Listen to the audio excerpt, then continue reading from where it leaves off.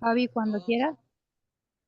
Damos inicio a una nueva jornada de seminarios. En esta oportunidad nos acompaña el doctor Juan Carballeda, el cual se desempeña como investigador asistente del CONICET en el Laboratorio de Virología Molecular en la Universidad Nacional de Hurlingham. Y en esta oportunidad nos va a hablar sobre contar ciencia con historias. Les recuerdo mantener los micrófonos en silencio durante la presentación y una vez culminado el mismo, se abre el ciclo de preguntas. Cuando quieras, doctor. Bueno, buenas tardes, o bueno, es la hora, no, ya son buenas tardes. Lo que pasa es que yo todavía no comí, en fin. Primero quiero agradecerles mucho la invitación bueno, a todos, sobre todo a Verónica, con quien trabajamos hace muchos años y siempre tengo un buen recuerdo. Y hoy, en realidad, lo que preparé para hoy es justamente cómo uso yo. Les voy a contar algunas historias, algunos ejemplos de cómo me sirve a mí contar historias para todo lo que hagamos, para que todo lo que hagamos en nuestras disciplinas, sea, bueno, dar clase, incluso contar resultados del laboratorio, y les voy a contar algunas experiencias que tuve en estos años. Bueno, después charlamos en la parte de preguntas. Espero que lo disfruten. Sé que es un seminario distinto, no les voy a mostrar prácticamente, no les voy a mostrar resultados, pero sí les voy a contar algunas historias que creo que pueden ser enriquecedor para todos nosotros. Como antecedente, va a tardar en pasar la diapositiva, pero hay que tener paciencia. A ver, ¿pasó? No pasó. A ver si ahora pasa. Ahí está, bien. Yo en el año 2019 con El Gato y la Caja, que es un sitio de comunicación de la ciencia. Hoy, de hecho, mi charla va a ser más de la parte de comunicación que de la parte científica propiamente dicha de mi carrera. En el año 2019 hicimos un libro que se llama Breve Atlas Anecdótico de la Ciencia, un libro que cuenta anécdotas de la ciencia, porque lo que queríamos hacer es contar lo que hay detrás de algún de los descubrimientos, de cualquier investigación, todo eso que pasa por detrás, y sabiendo que hay un montón de anécdotas atrás de cada descubrimiento, atrás de cada investigación. Entonces hicimos este libro en el año 2019, muy lindo, que le fue muy bien, fue muy bien recibido. Son 8 capítulos los cuales contamos distintas historias, como, bueno, los experimentos de Pasteur o... bueno, muchos otros, incluso otras cosas que pasaron en distintos lugares. Por eso le pusimos Breve Atlas, porque fuimos situando cada anécdota en cada lugar. Eso fue en el año 2019. Como ven, luego ya sabemos lo que pasó. Ahí tengo una captura em, de mi WhatsApp con una amiga que hacíamos un programa, un pequeño programa en la radio de la Universidad de Buenos Aires, un programa que nos gustaba mucho, pero bueno, un programa muy chiquito. Y bueno, buscando material para este programa, el 14 de enero del 2020, yo, como bueno, formaba en ese momento parte de la Sociedad Argentina de Virología, ya se empezaba a comentar de aquel nuevo coronavirus que había en China. Entonces, que había aparecido, que había emergido recientemente. Esto es 14 días después de los primeros casos. Realmente nadie hablaba de eso todavía en nuestro país. Y de alguna manera eso me llevó a, bueno, ir contando en los medios lo que iba pasando con la pandemia, y llegó un momento que, bueno, prácticamente me la pasaba en distintos medios. Llegué a dar, no sé, 7, 8 entrevistas por día. Fue una locura. Y con El Gato y la Caja, teniendo el antecedente del libro anterior, decidimos hacer un podcast diario contando lo que pasaba con la pandemia. Ya pasó hace muchos años, pero me sirve para lo que sigue. El podcast se llamó justamente Coronavirus, breve podcast de la pandemia, y todos los días contábamos las novedades que había desde que íbamos descubriendo, fuimos cubriendo el desarrollo de todas las vacunas, de los casos, las medidas de prevención, los debates alrededor, incluso sobre el uso de barbijos. La verdad que fue un trabajo muy interesante, muy arduo, porque justamente fue producir, guionar y grabar y editar todos los días, de lunes a viernes, un podcast que llegó a ser realmente muy escuchado. Fue durante varias semanas el podcast más escuchado de Argentina, y bueno, creo que eso nos dejó un equipo de trabajo muy interesante. Y yo justamente trabajando con virus y antes de la pandemia, yo siempre decía que los patógenos eran los grandes protagonistas de la historia de la humanidad. A veces creo que me creían, a veces creo que no tanto, pero cuando llegó la pandemia me parece que me empezaron a creer. Y habiendo formado este equipo de trabajo, dijimos, bueno, hagamos un libro justamente contando hagamos un libro de 8 capítulos donde cada capítulo sea un patógeno protagonista de la historia de la humanidad y contemos un poco historias que hay detrás. Y ahora lo que les propongo es contarles algunos de estos capítulos, algunas partes, algunos pasajes de esos capítulos y luego seguimos con la charla. El primer capítulo justamente se trató sobre el cólera.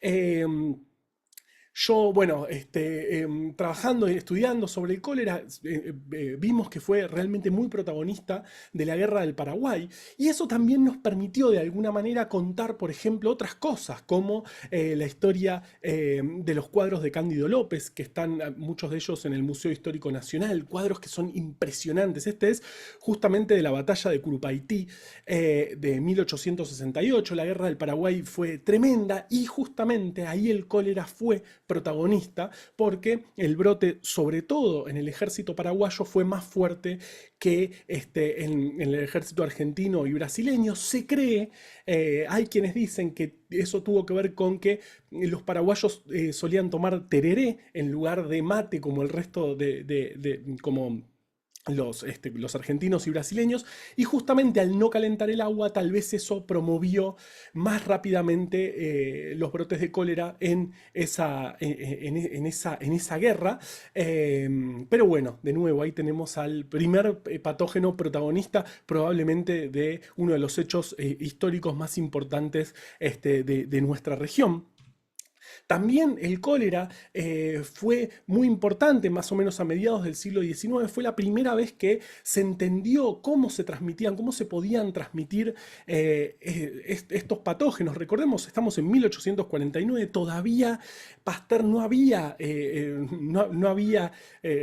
descubierto de alguna manera, recién empezaba este trabajo con la microbiología, pero John Snow, el otro John Snow, fue mapeando en Londres dónde ocurrían los casos y se entendió, se vio que había una fuente, una bomba de agua que abastecía de agua a parte de la ciudad que estaba muy cerca de un vertedero de agua residual y tal vez eso tenía que ver con los casos de cólera que por primera vez se mapearon en la ciudad. Este es el mapa real de ese momento y bueno, justamente frenando esa bomba de agua, cambiándola de lugar, fue como se pudo, digamos, se redujo muchísimo la incidencia de cólera en ese momento, mediados del siglo XIX en Londres. Fíjense todas las historias que nos da para contar justamente este patógeno. También yo, nací en el 1984.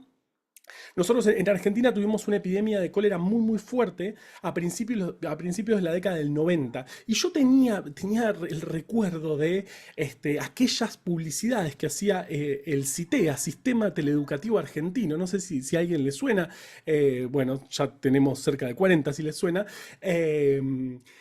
que bueno, fue una campaña muy fuerte, justamente con poner 2 gotitas de agua, de lavandina en el agua, todo el tiempo se comunicaba esta especie de guerra contra el cólera. Son publicidades muy interesantes que están todas en YouTube y para escribir el libro tuvimos horas recorriendo todas esas publicidades y pudimos contar de alguna manera esta historia de el cólera, contando un poco de la guerra del Paraguay, un poco de mi infancia en los 90, también estas primeras visualizaciones de datos que se hacían a mediados de la década, a mediados del siglo XIX, todo eso nos dio lugar, nos permitió este patógeno contar. El segundo capítulo justamente trata sobre la gripe de 1918, la mal llamada gripe española, porque no fue gripe estadounidense, pero el problema es que en ese momento el mundo estaba en guerra, atravesando la Primera Guerra Mundial, y hay un montón de historias, sobre todo en la ciudad de Nueva York. Este es el teatro, el teatro, no me acuerdo el nombre, debe andar por ahí, pero es donde se proyectó por primera vez la película Shoulder Arms de Chaplin, justamente en el medio de la pandemia tremenda de gripe de 1918.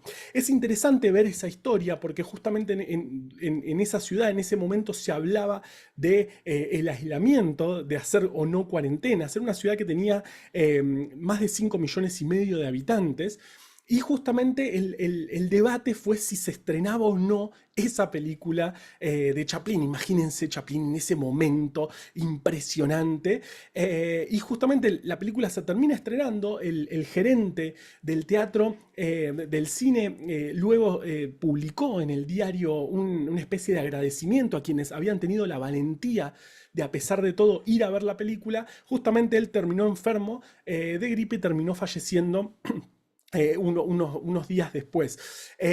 Pero de nuevo, ahí empezamos a ver debates que se estaban repitiendo durante la pandemia en ese momento, como también esto me volvió loco, la historia de Sarah Josephine Baker, que en ese momento era la presidenta del Departamento de Higiene Infantil. Ella es impresionante, busquen su vida, es realmente impresionante, pero ella justamente decía que no había que suspender las clases, de nuevo, debates que se dieron muchísimo en la pandemia que nos tocó vivir hace poco, y ella sostenía que, siendo Nueva York una ciudad absolutamente cosmopolita, convenía mantener las clases porque los alumnos eran quienes hablaban inglés y el idioma de sus progenitores en general. Y era la forma ideal de poder transmitir medidas o medidas de precaución, distinto tipo de medidas, a través de los y las alumnas del colegio que hablaban los dos idiomas, hablaban tanto inglés como el idioma de sus progenitores.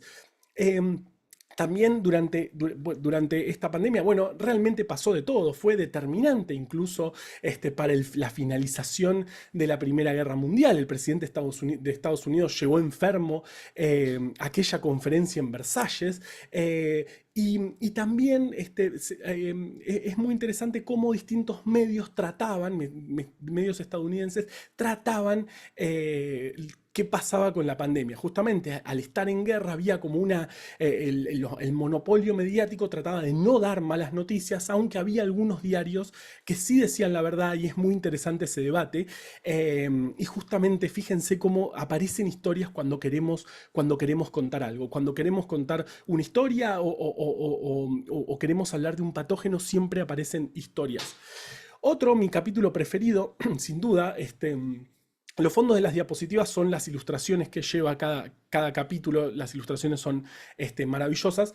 Justamente mi capítulo preferido es en el que hablamos de la comunicación de la ciencia, sobre todo, y traemos la historia de Kepler y Galileo. No sé si la conocen. Ellos tenían una rivalidad impresionante, y en ese momento la forma de comunicarse entre ellos era mandándose anagramas. Digamos, uno hacía un descubrimiento, descubría un planeta o descubría algo y le mandaba al otro un anagrama, que muy difícil de descifrar, pero para decir de alguna manera, si el otro hacía el mismo descubrimiento, bueno, el que había mandado el anagrama decía, fíjate, ordená así las letras y vas a ver que yo lo descubrí primero. Esa era la forma de publicar primero que tenían en el 1600 Kepler y Galileo. Me parece espectacular. Y hay una historia, justamente cuando Galileo descubre los anillos de Saturno, le manda a Kepler un anagrama que Kepler realmente, él estaba obsesionado con que Marte tenía dos lunas, y él ordenó el anagrama de esta manera. Fíjense, el anagrama original, el que mandó Galileo, ordenado decía algo así como el más alto de los planetas está formado por tres partes, algo así en latín decía ese anagrama. Kepler, en cambio, lo ordenó para que quede, usando las mismas letras, como los saludo doblemente hijos de Marte. Él dijo, descubrió finalmente que Marte tenía dos lunas, me ganó. Y en realidad es gracioso porque en el anagrama a Kepler le sobró una letra y dijo, bueno, debe haber sido un error, pero no, era otra cosa la que había descubierto eh, Galileo finalmente, justamente los anillos de Saturno que se veían como tres partes en el planeta. ¿A qué voy con esto? Bueno, justamente en ese momento la forma de compartir ciencia era sobre todo en reuniones donde, bueno, se juntaban, incluso se hacían muchos experimentos, pero en un momento alguien dijo en alguna de estas reuniones, deberíamos escribir esto, imprimirlo y compartirlo con nuestros colegas que no pueden estar hoy acá por la maldita plaga. Porque estamos hablando todo el tiempo, mira, 1700, 1600, en esos años, era común que volviera a aparecer, volvieran a aparecer casos de peste negra y que hacía estragos. Y justamente esto se da en una epidemia de peste negra en Londres, donde, bueno, poca gente pudo acceder a esas reuniones científicas. Y fíjense, debido a un patógeno, fue como nacieron de alguna manera las revistas científicas que hasta hoy sigue siendo la forma predominante en la que compartimos ciencia. ¿Cómo? A través de un patógeno otra vez. También, obviamente, contamos la historia de cómo compartimos hoy ciencia y ahí pudimos meter la historia de Alexandra Elbakian con Sci-Hub, que nos resuelve tanto la vida a quienes estamos en el sur y muchas veces no tenemos acceso a ciertas revistas científicas. Pero de nuevo, fíjense como un patógeno y cómo podemos usar historias para contar lo que queramos. Justamente, me había olvidado, justamente también hablamos hablando de la peste negra, es interesante cómo recién se descubre el patógeno, se descubre el Yersinia pestis, justamente fue Alexander Yersin, pero nosotros pasamos el 98% de nuestra historia como humanos en el planeta fue sin saber quién, qué patógeno era el que producía esta enfermedad. A mí me parece fascinante ver cómo en este último momento de la humanidad descubrimos estas cosas. En fin, eso es parte de la historia de la peste negra, creo que es el capítulo 5 del libro, creo mi preferido. Este libro, Fiebre, breve colección de epidemias, que salió en el 2021, la verdad que tuvo muy buena repercusión y de hecho ganó un premio internacional del que me siento muy orgulloso, que me llevó a presentarlo en Bélgica y bueno, en varios lugares, pero justamente ganó un premio llamado Ciencia con ñ de un grupo de científicos españoles en Bélgica. La verdad que fue espectacular ir a presentar el libro a Bruselas en el año 2023. Justamente, de nuevo, no es para alardearme, pero sí para que veamos el poder que tienen las historias. Esto, tiempo pasado, esta fue la historia de Fiebre, y ahora les voy a contar un poco en qué estoy trabajando ahora, el nuevo libro que espero salga pronto, y justamente estando en el Instituto de Genética, es un libro que habla de la historia del ADN. Yo di clases durante muchos años en la Cátedra de Genética 1 de la Universidad de Buenos Aires, de la Facultad de Ciencias Exactas, muchos años, y me di cuenta que en un día dije, ¿cómo se descubrió? ¿Quién fue el primero que vio el ADN por primera vez? ¿Cómo fue esa historia? Y realmente no podía creer que no me lo habían contado. Creo que muchas veces pasa esto, muchas veces hay un montón de ¿cómo no me contaron esto? Porque acá hay una historia espectacular y realmente, después de años de docencia, realmente las historias sirven para contar experimentos difíciles, sirven para contar resultados, sirven para lo que queramos. Ese es lo que quiero contar en esta charla. Y así me encontré con la historia de Friedrich Miescher, o bueno, no sé pronunciar alemán, quien en la Universidad de Tubinga en 1869 fue la primera persona que vio el ADN por primera vez.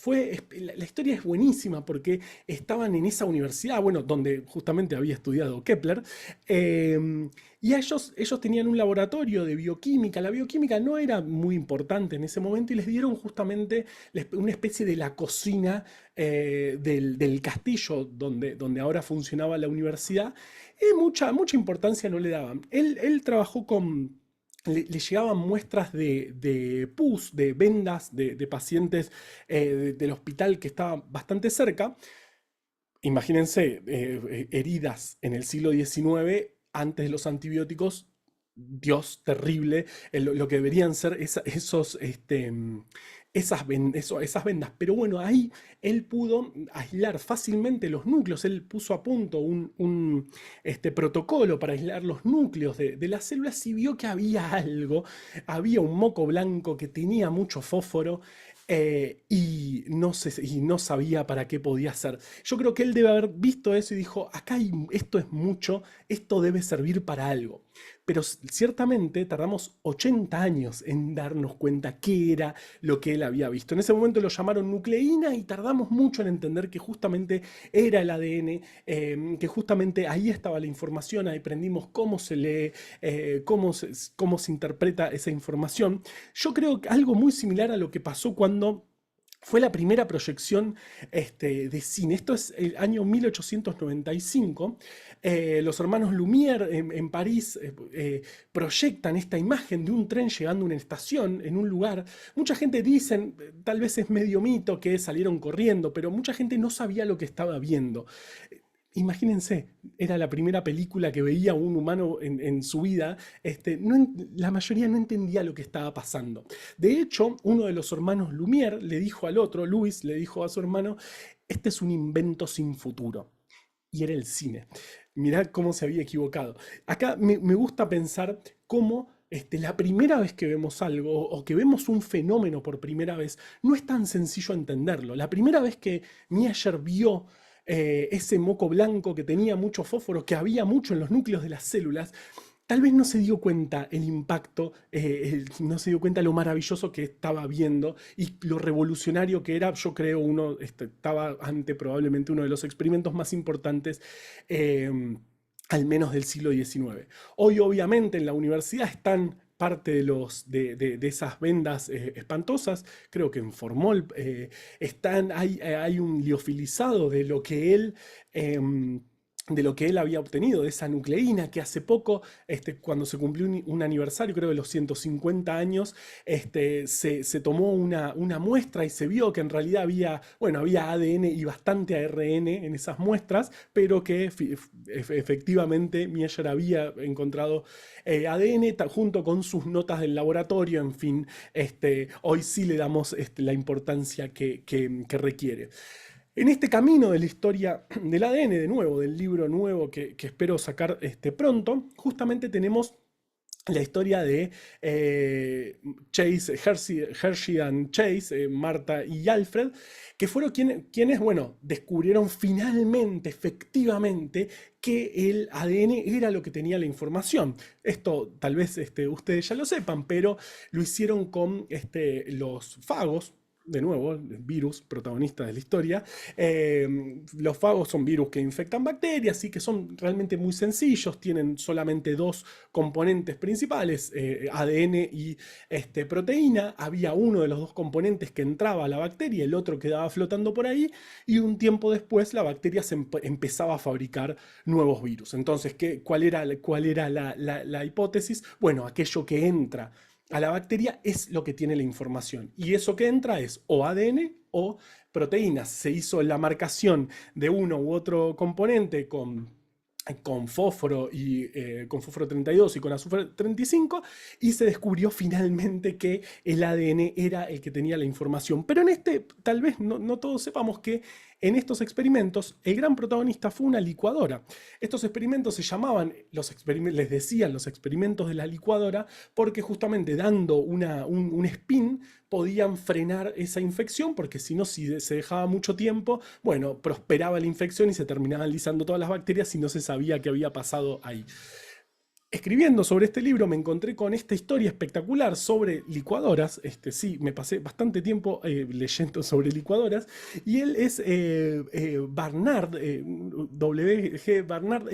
Este es el primer infomercial de la historia.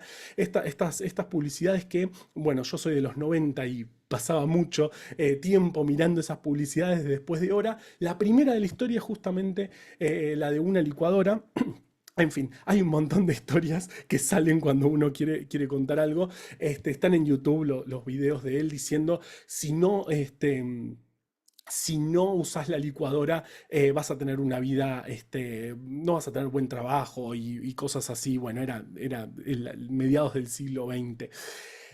La última historia, el libro, bueno, justamente cuenta en 8 capítulos la historia desde aquel descubrimiento, desde aquel moco blanco que debe servir para algo, justamente a hoy, cómo estamos en nuestra capacidad que tenemos de manipular y editar el genoma de distintas especies. Y obviamente el libro termina en un futuro tal vez un poco distópico, pero con la historia de Francisco Mojica, quien en 1987 tenía poca plata en su laboratorio. No sé a quién me hace acordar, y justamente fue a una salina cercana a buscar a ver si había algunas bacterias que podían tener algo interesante. Encontró que lo más barato, lo más sencillo que tenía en la mano era, bueno,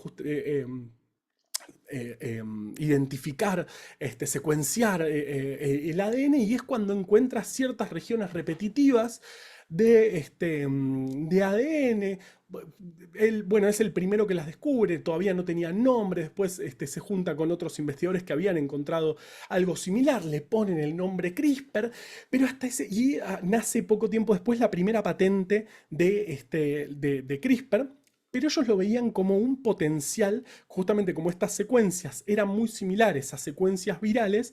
Decían, bueno, acá tenemos una especie de inmunización para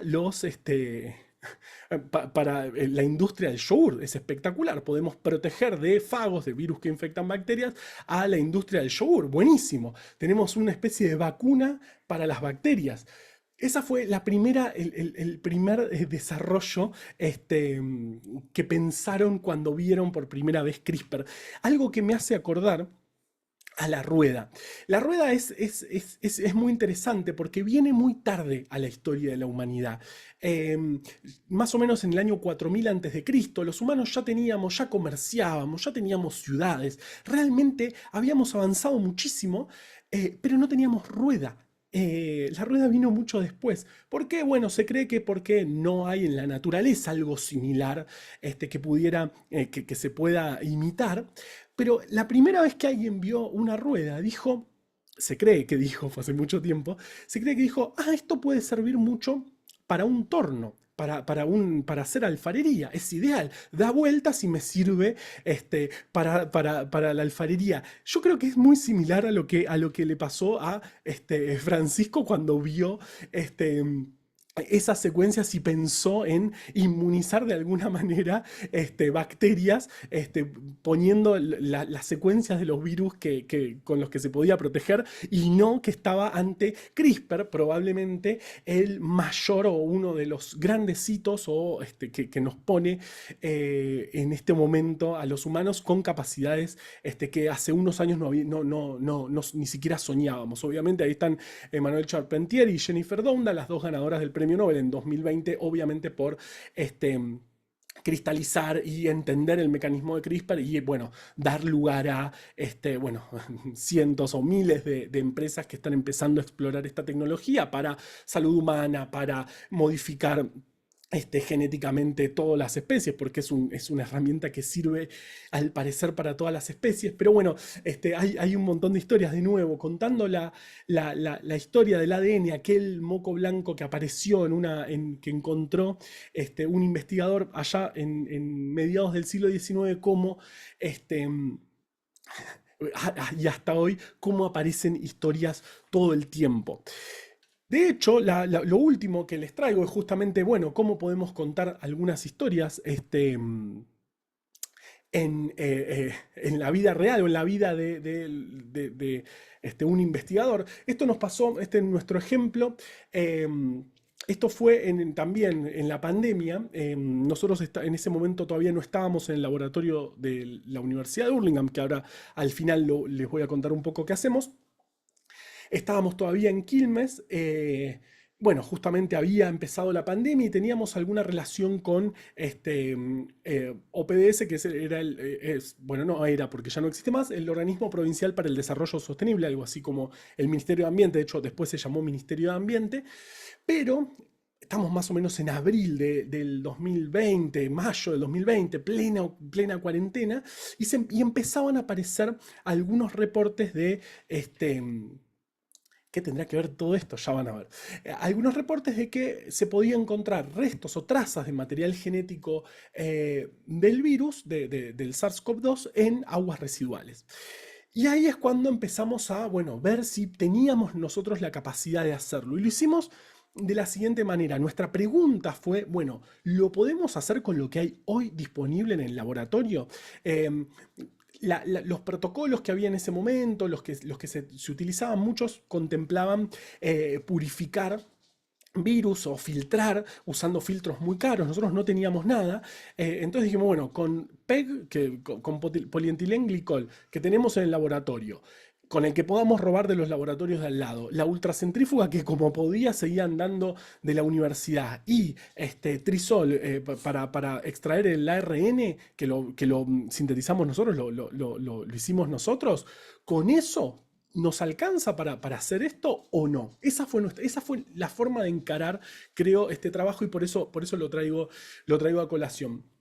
Además, hasta ese momento, obviamente, todos los reportes eran en lugares absolutamente conectados a la red las redes cloacales. De hecho, el primer reporte creo que fue en el aeropuerto de Ámsterdam.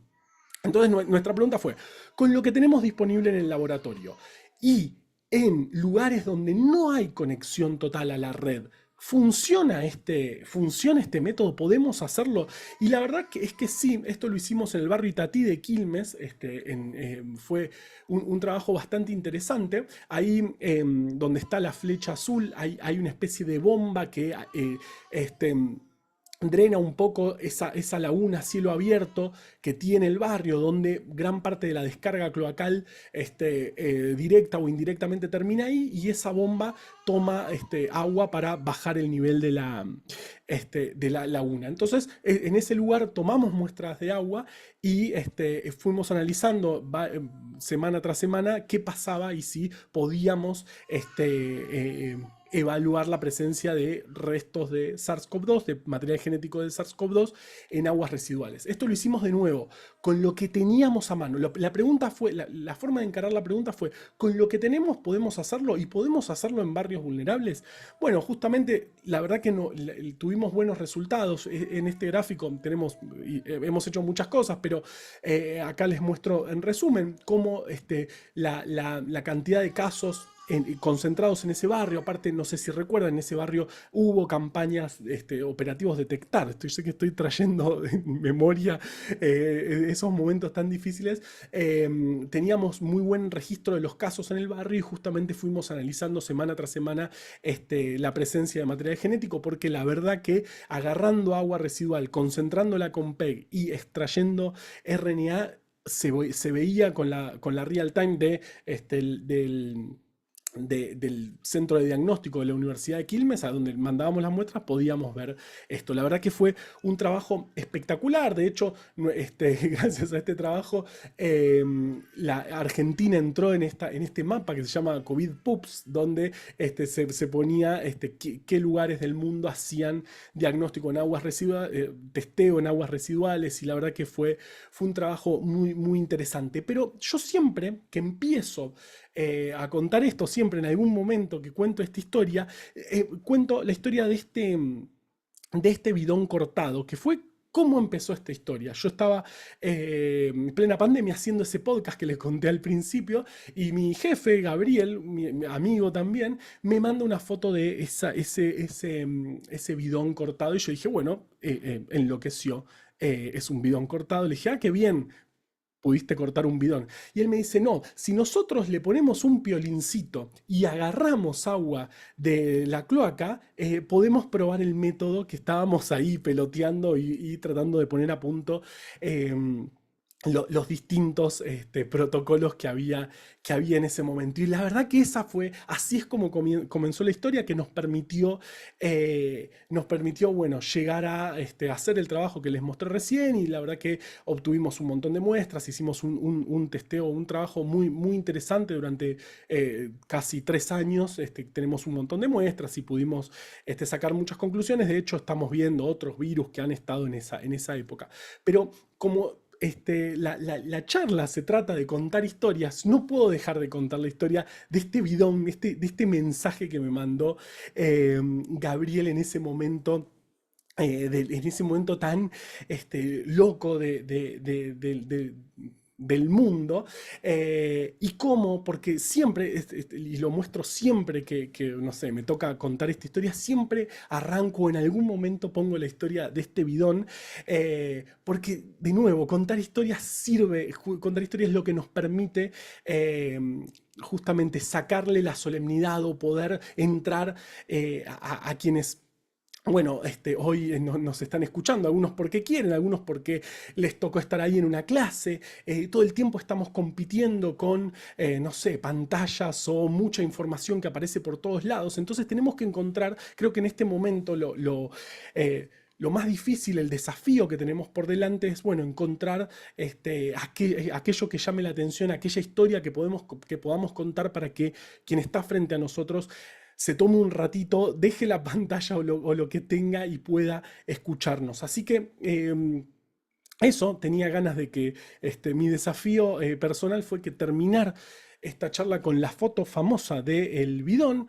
Creo que hablé rápido, pero bueno, si tenemos un ratito para las preguntas, creo que sí, esa es la última diapositiva. Si me quieren ubicar o contactar, ese es mi mail, juan.carballeda@unaur.edu.ar. Mis redes sociales son muy carbac, donde pongo cualquier cosa.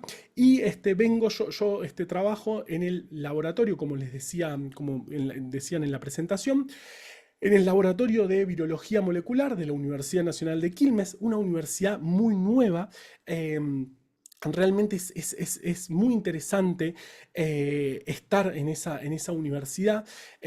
A mí me toca, yo doy clase en la Universidad de Buenos Aires y en Hurlingham. En Hurlingham eh, eh, los números hablan de un 40% de primera generación de primaria completa. O sea, que casi el 80% son primera generación de universitarios, pero el 40% son primera generación de primaria completa, es decir, que saltan 2 niveles educativos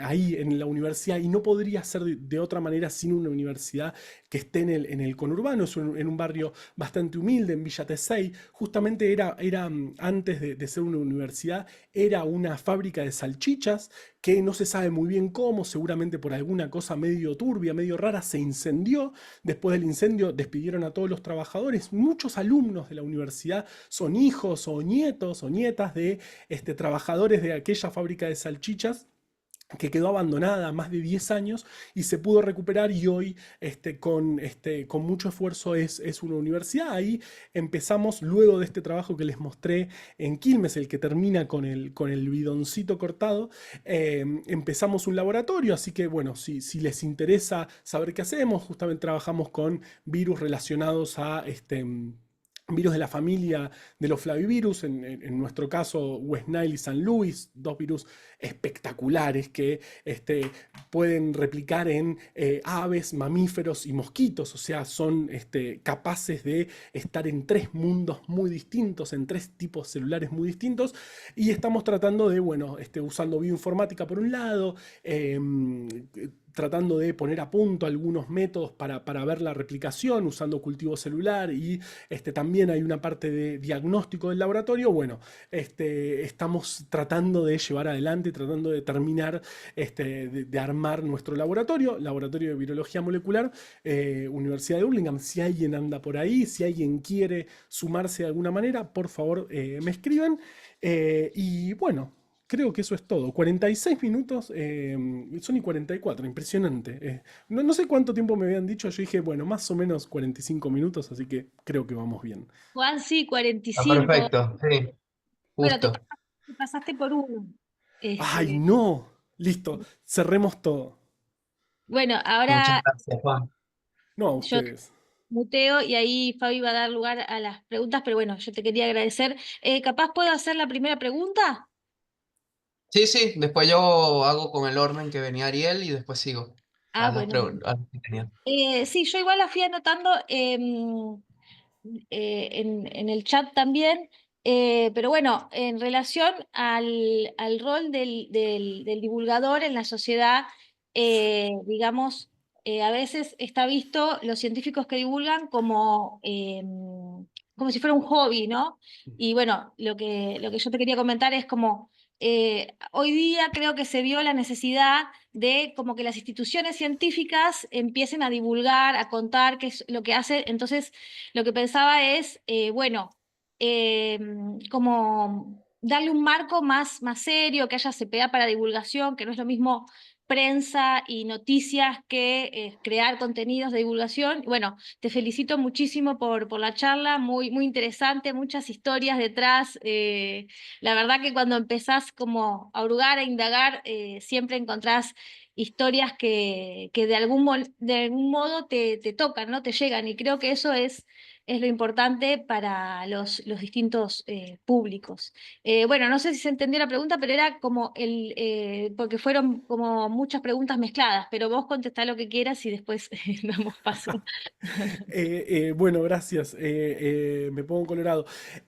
Sí, sí, creo que es muy interesante lo que está empezando a pasar institucionalmente. De hecho, esto lo hago sin marco institucional. Esto empecé a jugar de alguna manera, a contar historias. En el primer libro y fue la idea, fue juguemos un poco y veamos qué pasa.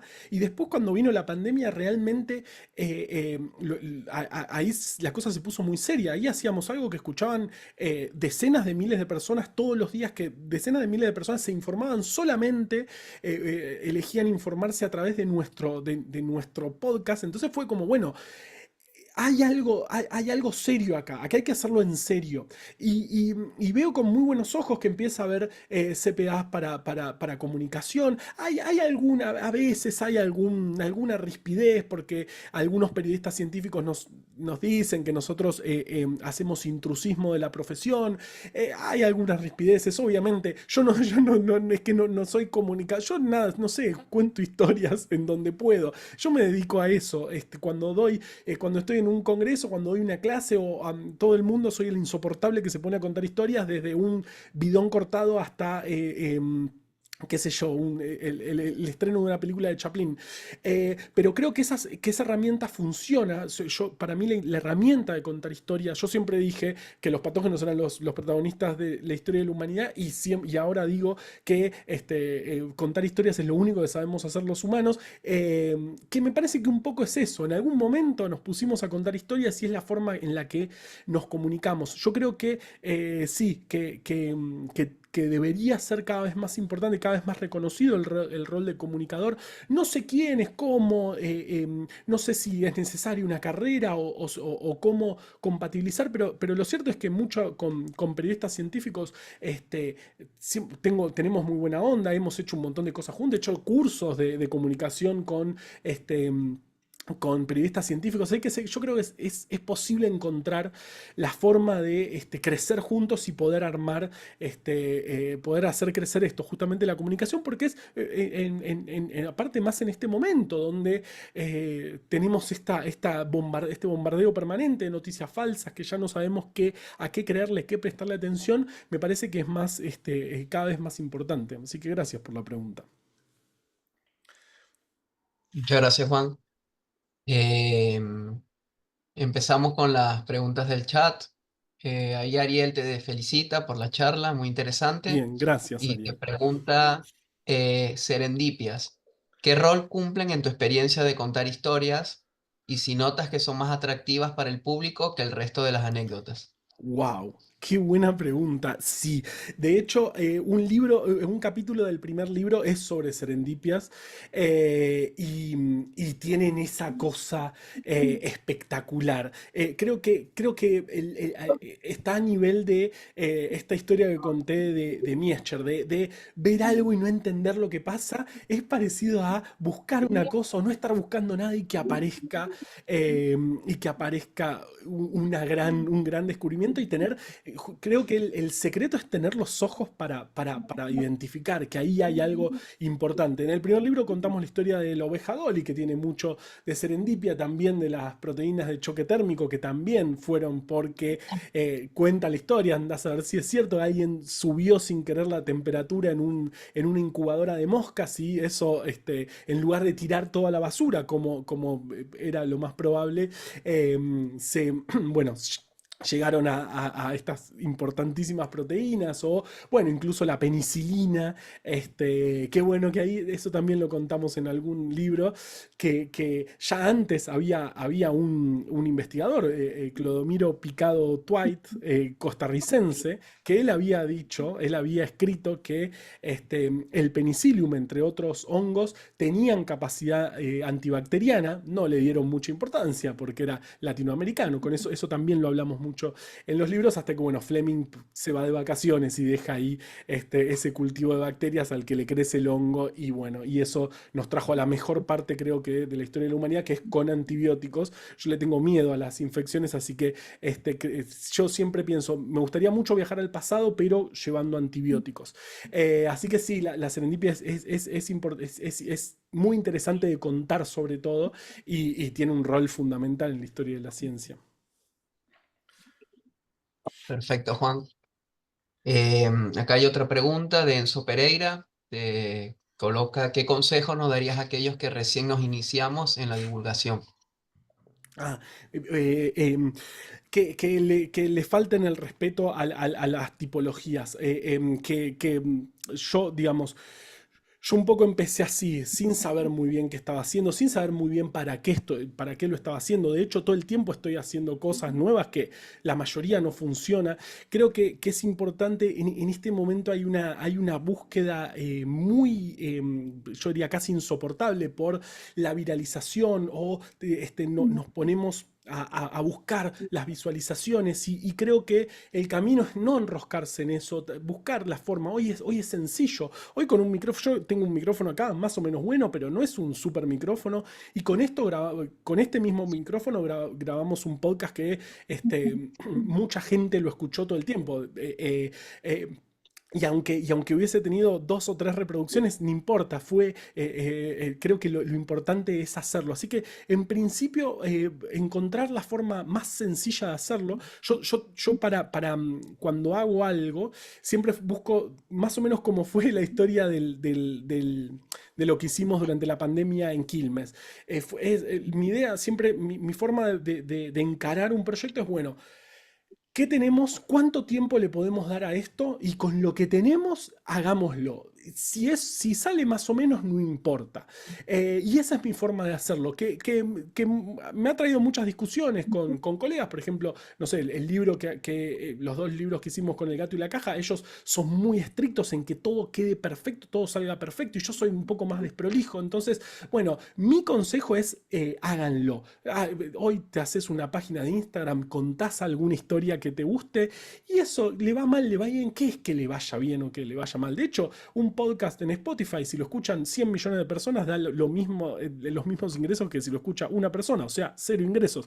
Entonces, bueno, no es, creo que eso, principal consejo es no enroscarse en si algo funciona o no en cuanto a las visualizaciones. Para mí, si algo funciona es la pasás bien haciéndolo. De hecho, yo tengo un programa, conduzco un programa que se llama Ciencia del Fin del Mundo. Todos los miércoles lo emitimos por YouTube, y un poco esa fue la búsqueda. Fue bueno, con lo que tenemos, de hecho armamos una consolita, un pequeño estudio y salimos desde ahí. Y si vienen 10 personas, si vienen 100, es lo mismo. La idea es que es poder compartir un rato, poder contar algo, y si se escucha, buenísimo, pero no enroscarse en eso, creo que es el consejo. Buenísimo. Ahora la doctora Alejandra te pregunta, te dice, hola Juan, ¿cuánto de ficción te podés permitir dentro de tus historias de ciencia? Lo digo por lo maravillosamente que entrelazas una con otra, por ejemplo en Suicidados, el primer capítulo del Atlas anecdótico. Ay, qué lindo, sí, los suicidados, qué buena historia. Bueno, digamos, casi nada de ficción, o sea, en realidad tenemos alguna forma, o sea, no decir, todo lo que decimos lo chequeamos, digamos, los dos libros tuvieron sus revisores, tuvieron revisores históricos y revisores científicos. Entonces, todo lo que decimos tratamos de no bueno, no sé cuál es la palabra porque, bueno, ficcionalizar, bueno, esa palabra. Eh, pero bueno, si decimos algo, tenemos nuestras estrategias. Hay quienes dicen que, o se cree, o según algunos que dicen, para poder meter esa historia. Hay un escritor que se llama Labatut, que tal vez lo conozcan, escribió Un verdor terrible, un libro impresionante, que él juega mucho, es chileno, creo chileno y francés, no sé, pero escribe, Dios mío, cómo escribe. Eh, y él justamente juega con eso de la ficción. Arranca contando una historia totalmente real y a medida que avanza el libro, cada vez es más ficcionada.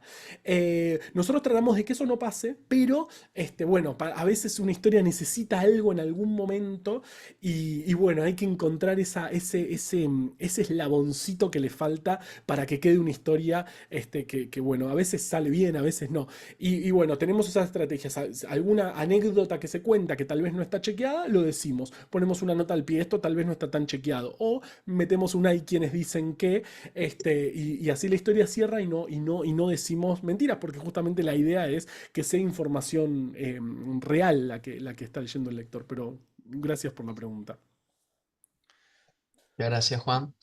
Ahí Ariel te hace otra pregunta, dice, ¿te has encontrado con personajes ninguneados en la historia de la ciencia? ¿Notas si esta forma de divulgación de la ciencia tiene un grupo etario blanco particular?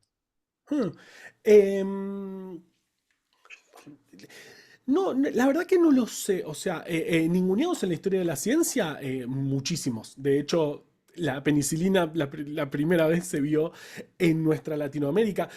O incluso los experimentos, o sea, la transmisión a través de un mosquito de la fiebre amarilla es Carlos Finlay, un médico cubano, lo dijo por primera vez y fue totalmente ninguneado, hasta que Walter Reed, un científico estadounidense, lo comprobó y ahora sí, eso pasa todo el tiempo y sobre todo es algo muy interesante de discutir. Eso lo discutimos mucho en el programa que hacemos los miércoles, Ciencia del Fin del Mundo. Si los invito, busquen, que justamente hablamos todo el tiempo de para qué, por qué, desde dónde hacemos ciencia. Así que eso, ninguneados un montón, sobre todo si son de nuestra parte del planeta. Y grupos etarios que nos escuchan, la verdad que es bastante variado. Tenemos bastante gente joven, de hecho, en algunos cuando yo mucha importancia no le doy a eso, no, ni sé muy bien cómo hacer para ver los grupos etarios, pero sé que hay grupos jóvenes, sino obviamente el fuerte es de 20 a 40 años, pero hay jóvenes y chicos. También mis libros se usan bastante en educación media. De hecho, ahora me voy a Mendoza a dar charlas en colegios. Y hay muy buena recepción. A mí siempre me dieron mucho miedo los colegios secundarios porque, o sea, nunca di clase en secundario y, eh, Dios, estos chicos, pero la verdad que les contás, la verdad que se quedan recallados y te escuchan, así que también hay buena recepción. Creo que si contás una buena historia, no importa, la quieren escuchar todos. Creo que ahí está el secreto y la búsqueda. Perfecto. Ahora seguimos con Yamil Soto, que pregunta alguna sugerencia para poder compaginar el contar historias y el dictado de contenidos en el aula. Lo consulto más que nada por las limitaciones que tenemos de tiempo en cada clase. Bien, qué buena pregunta. Yo siempre, digamos, siempre trato de una diapositivita. que sea una historia que no tenga que ver con lo que estoy contando. No es tanto tiempo. O sea, obviamente, si nos ponemos a contar toda la historia, nos ocupa toda la clase. Pero un ratito, no sé, en introducción a la biotecnología, por ejemplo, materia que doy en una UR, arranco contando la historia de la biotecnología y cuento un poco la historia del queso, que es el gran uno de los grandes inventos de la historia de la humanidad, que nos permitió, entre otras cosas, bueno, almacenar, tener leche mucho tiempo y que no se pudre y un montón de cosas. Y bueno, y hay guerras del queso. Entonces se puede usar un ratito, una diapositivita, para contar alguna historia que tenga que ver, pero no tanto. Y creo que, eso, que se puede compatibilizar con el tiempo de una clase. Yo siempre trato eso, trato de una diapositivita de historias. O bueno, por ejemplo, en Los Suicidados, la historia que hablaron antes, que si quieren leanla, está libre en internet, pongan Los Suicidados, El gato y la caja, aparece. Bueno, hay historias que yo usaba en mis clases de genética, donde, bueno, quienes descubren el operón lactosa lo hacían durante la ocupación nazi en París, y lo hacían a la noche, se escapaban por los túneles de París y hacían los experimentos que dieron lugar al operón lactosa, que las bacterias básicamente lo que veían es que primero consumen el azúcar y después consumen la lactosa, entonces hay un mecanismo que se prende y se apaga, y eso lo vieron en París sitiada. Entonces, ese ratito, yo creo que vale la pena usar unos minutos, porque la reacción es, hay un cambio, están escuchando el operón lactosa, que por alguna razón en mi carrera, Vero lo debe saber, lo cuentan muchas veces, hay como 5 veces se cuenta el operón lactosa, y cuando yo lo daba en Genética 1, que era la tercera vez donde se explicaba, y miraban con cara de esto es la primera vez que lo estoy escuchando, bueno, usemos un ratito para contar que lo descubrieron escapándose de los nazis, y bueno, capaz que eso funciona para que la próxima vez sea, este es lo que hacían escapándose por los túneles, y capaz podemos tener la atención, que es el bien más preciado en este momento. Gracias. Y ahora sigue la pregunta de Clara Ereu. Hola, muy interesante. ¿Cuáles son las principales fuentes de información que consultas, en particular cuando se trata de las historias de tiempos más lejanos? Uf, bueno, yo busco mucho en internet, busco mucho en diarios. Ser suscriptor al New York Times me resolvió muchas cosas. Por ejemplo, de la historia de gripe española, que sale, no es tan caro, sale como Netflix. La historia de la gripe española, usé mucho ese diario, porque además tiene el suplemento de ciencia del New York Times. Es terrible porque uno habla de nuestra parte del planeta y estoy leyendo un diario yankee, pero bueno, el suplemento de ciencia es maravilloso y está escrito maravilloso, y de hecho tiene muchas notas en español. Entonces, bueno, busco en internet y después trato de contrastar. Ahora, no sé, cuando estoy viendo historias del siglo XIX, bueno, trato de ver si aparece parecido en varios lugares, y también lo comparto con colegas, lo comparto con historiadores. Que en general lo más tricky, lo más complicado muchas veces es la parte histórica, pero por suerte tengo amigos historiadores, que son los que dicen siempre es más complejo. Ellos siempre, la respuesta a todo es más complejo, pero bueno, con ellos puedo ver fuentes y bueno, esas cosas. Entonces, consultando con gente y buscando en internet, tratando de que las fuentes sean lo más fiables posible. Si son diarios, bueno, que sean diarios que tengan sustento, no sé, The Guardian, New York Times qué sé yo, ese tipo de diarios. Y obviamente también, por ejemplo, la historia de Miescher tiene un paper espectacular, justamente la historia del aniversario, creo que fue el 153 aniversario. Es el paper donde les conté que corren en un gel, es el liofilizado de Miescher. Bueno, y ahí cuenta toda la historia, y es un paper, bueno, que lo encontré en PubMed, y por Sci-Hub lo bajé entero.